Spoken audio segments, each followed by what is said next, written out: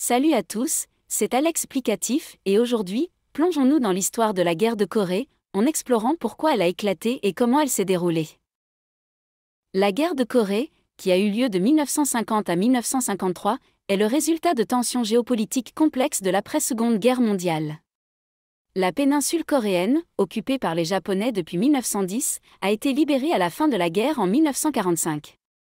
Cependant, les Alliés, principalement les États-Unis et l'Union soviétique, ont divisé la Corée le long du 38e parallèle en zones d'occupation temporaire, les Soviétiques contrôlant le nord et les Américains le sud.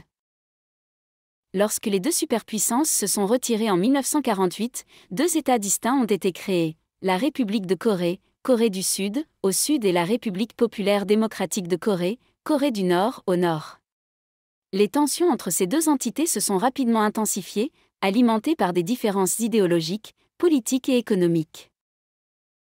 Le déclencheur direct de la guerre a été l'invasion surprise du Sud par le Nord, dirigée par Kim Il-sung, le 25 juin 1950.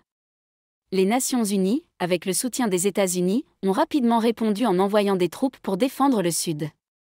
Le conflit s'est étendu, avec la Chine communiste intervenant aux côtés du Nord en 1950, et les États-Unis et leurs alliés continuant à soutenir le Sud.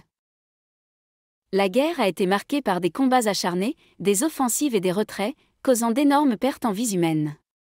Elle s'est finalement terminée par un cessez-le-feu en 1953, sans qu'aucun traité de paix formel n'ait été signé.